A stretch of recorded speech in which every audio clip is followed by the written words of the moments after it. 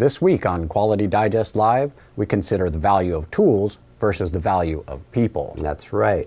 Plus, do medical device standards help or hurt those in need of care? That and more when we come back.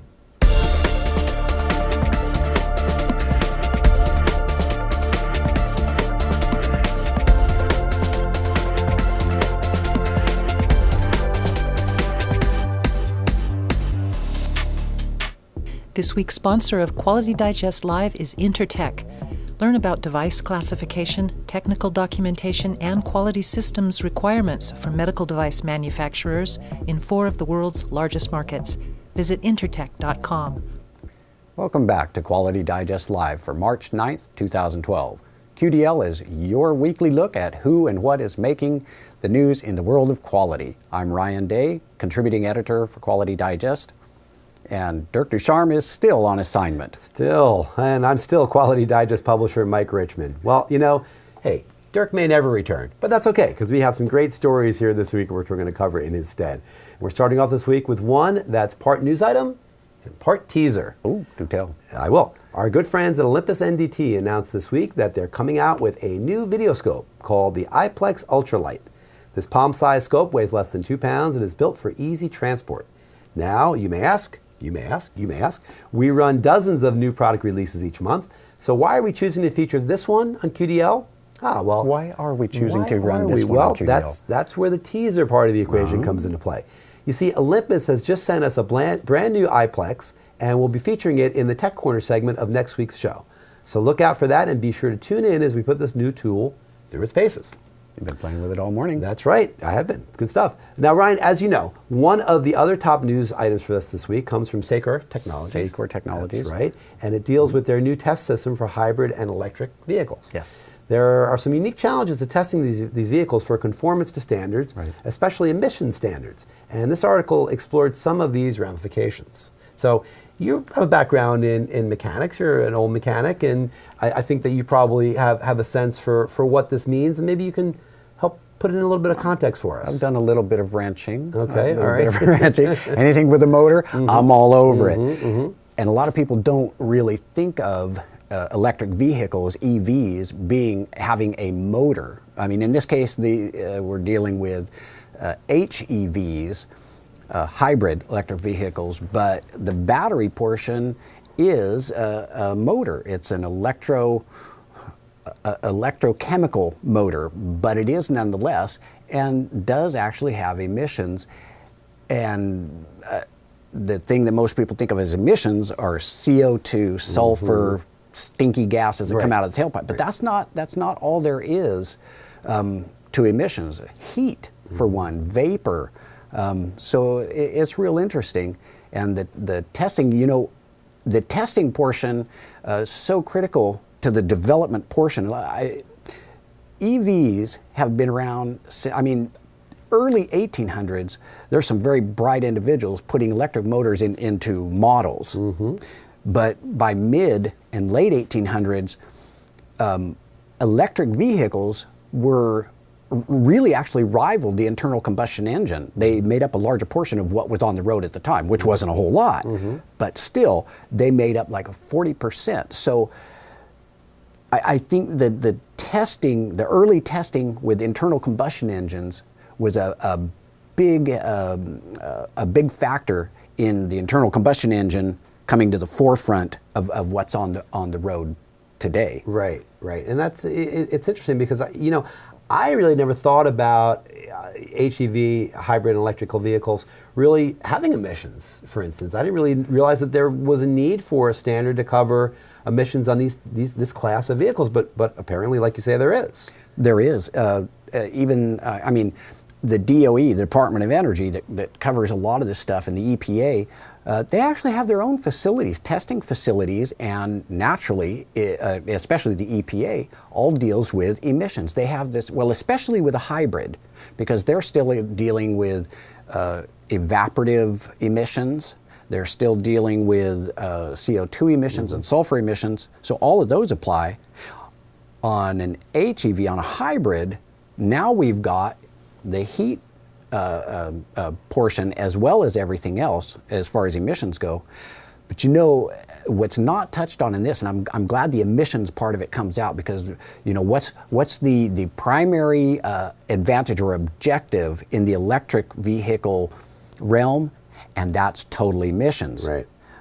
But what comes out of the tailpipe or out of the vehicle itself is not the whole story. That's only a portion of the story. The larger story is total emissions in the life cycle of the vehicle. And I think you're aware that late last year, early this year, there were 2 studies brought to light, European studies, I think German and something else, where, and these were government-sponsored studies looking at the total emissions or emissions for the life cycle of the vehicle, and their findings were that as of now, as the way things are done with electric vehicles now, the way they're charged, the way they're manufactured, the batteries manufactured, was there a net reduction in emissions? That is, includes manufacturing and operating. And the answer was no, there was not a net reduction in total CO2 and pollution. So we've got a long way to go before electric vehicles are a more viable tool, you know, in transportation. So there's a lot more testing to go, a lot more testing, and I think we're going to see a lot of breakthrough. Those kinds of testing, that kind of testing equipment is going to be critical for manufacturers to come up with better ways of manufacture and operation. Well, this is what we're going to continue to keep our eye on. It's an interesting story. It certainly has a lot of appeal and a lot of interest, I think, for those of you out there in our audience and all of us in here too. So we'll keep an eye on that going forward. Great. Well, thanks, Ryan, and thanks for covering, bringing your experience to bear and helping us. Anything with a motor. That's right. Look at that. Look at this story. Okay. Well, our first feature article this week that we want to cover is from actually a new columnist of ours. I'm going to get to it right now, and it is called "Measurement Widgets" by Umberto Tunisi, and that Umberto. It appeared in Tuesday's issue of Quality Digest Daily. Now, Umberto Tunisi is a new columnist of ours, and he's a management systems auditor from Italy, and he's got a unique perspective on quality. He's an auditor, he's a coach, he's a trainer, and his background is as a chemist. So a lot of interesting stuff going on with Umberto. Great amount of his experience is working in many manufacturing sectors, especially a focus on, what we just talked about, on the automotive industry. Anything with motors. It's amazing how prevalent the automotive industry and what you learn from manufacturing cars has quality meaning across sectors. It's interesting. Well, Umberto is also a guy who likes to take on sacred cows, and he's also not afraid ever to ask why. So, hey, from our perspective, Umberto fits in really, really well. He's our kind of a guy. So the piece, he touches on a couple of areas. First thing he touches on is the connotation of the word control in Italian versus English versus Italian. There's more than one. There's different connotations. In English, control really is more of a pre-production function. It's more of a control it and then manufacture it. In Italy, it really has more to do with inspection. So it's more of a post-production thing, an interesting difference. He talks about CP versus CPK, and these are process capability, and it's really an idea of moving the goalposts, which he refers to. And CP versus CPK is something that people sometimes get confused. He talks about test and measurement tools and equipment, and this is the latter thing, the latter idea, which I think is really the common theme here, and it's really about people. It's about people, which is something that's always near and dear to my heart. I think that Umberto's strongest point really is brought up in a line in his opening paragraph where he writes, if there's something that measurement policies, systems, and devices don't measure, it's the capability of human memory. Humanity. The human factor. People, the beating heart, the ghost in the machine, right? And that's something that all of us have to think about and deal with, because you can put all the systems in place that you want. You can have all the high-price equipment that you want, but if there's not people in that system who understand why you're measuring, why you're controlling quality, what you're doing, and what the meaning of it is on the broader perspective for the organization as a whole, then you're never really going to be able to really improve, right? You're always going to be dealing with tactics and not strategies. Well, it's high tech. You just push the button, right? Well, maybe, but maybe not. And again, we're talking about Umberto Tunisi's piece, Measurement Widgets, which appeared in Tuesday's issue of QDD. Maybe, but really, I think that's what he's talking about, is this idea that there's been a reliance on that button pushing. There's been a reliance on the systems. Right. There's been a reliance on, well, we have something in place to deal with that, as opposed to training people, which is a big issue here, is the idea of training people, especially in metrology, about what, not only how to use a tool and measure it properly, but what it means for the larger perspective, why you're measuring that, how it eventually feeds down to the customers. In fact, the whole piece, the whole article reminded me a lot of, again, my automotive history, is when working on an alignment machine, and the shop brought in reps for a brand new machine that had wireless controls, and more than that was the software that actually had a little video that would show it's out of alignment. Undo this bolt, move it this much, tighten this bolt. A little video showing you the nuts and bolts. Really? I said, you know, if you need to be shown which bolt to loosen and to move, you shouldn't be touching the car. I don't care how high-tech the machine was. Very great machine. Right. I mean, and accurate down to this much. Yeah, down to the micron level, most likely. But if you didn't understand sure. how that was going to affect what you were working on, and why, and I think that's what he's getting to, is the value of the operator's proficiency, the value of the operator's experience is at least, but I think we're all looking at, is definitely more important than how high tech a piece of equipment is. Right. And this is somewhat, it's interesting that Umberto is Italian, he's European, and his background obviously working mostly with European customers. There's a difference. There's a difference between an American way of dealing with some of these things and a European way, I think. I think the European way maybe has a bit more of that human feel to it, whereas many times American, U.S. organizations, I think, rely more on the button pushing and throw the dollars at it, throw the machinery at it. Well, we're always looking for the next big thing. The next bigger, better, bigger the better, better, right. high-techer, faster. Yeah, And interesting. Umberto has a good perspective on that, I think. I really like that article. Yeah, it's a good article. And we look forward to other pieces from Umberto. We're going to be hopefully having him write for us fairly regularly going forward. So look out for more from Umberto Tumisi in the coming weeks and months. And you can read his article, again, right below the player here. You can click on the link and you can read his article and comment. Let us know what you think about what he's saying. So we had another really good article that also deals with these issues of the human, the beating heart, as we say, within the process and humanity. And that's one that you're going to cover on medical devices. I am. So let's chat about that. This is an article that we ran by Grant Ramali that titled "New Medical Device Standard Puts Healthcare at Risk." Now, Grant is mainly speaking about the standard from IEC 60601-1, and this deals with medical devices. Any piece of equipment that is used in medical treatments, a medical device. And Grant sets it up with a situation in a third world country situation where dental treatments have been a pair of pliers. Right. And so a small company, they've developed a piece of equipment to where it will truly be dental care, fixing teeth instead of yanking teeth. Well, they bring it to the country. It really helps out the population there, helps out a lot of people.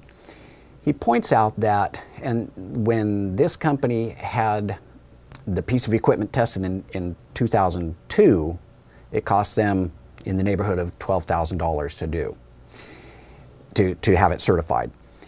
If they were to have that same piece of equipment certified today to the third edition of the standard, which is in the pipeline now, it would be more in the neighborhood of $39,000.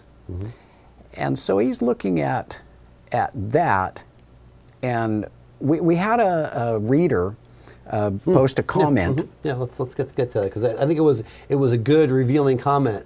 I think that kind of framed the different angles of this. Right. We usually bring in the comments later on in the show. But in this case, what Tom Johnson writes is, it really, like you said, sets it up. And Tom writes, and I've truncated his comment, but just to make a point, Tom writes, "So what is your recommended alternative? No standards? That cure could be worse than the disease. I work for a small manufacturer. Compliance costs are a huge burden for the company. Indeed, I would like them to be smaller, but I also recognize these standards are intended to protect the public health. I have been in correspondence with my elected officials to reduce unnecessary regulations." And who knows? It might even work. It might just work. Washington may listen. Who knows? It might. It could happen. Right. It could happen. But that really does frame the discussion. And that is, well, actually, it helps to point out what is not the discussion. Because Grant, in his piece, and we're talking about Grant Maramali's piece, New Medical Device Standard Puts Healthcare at Risk.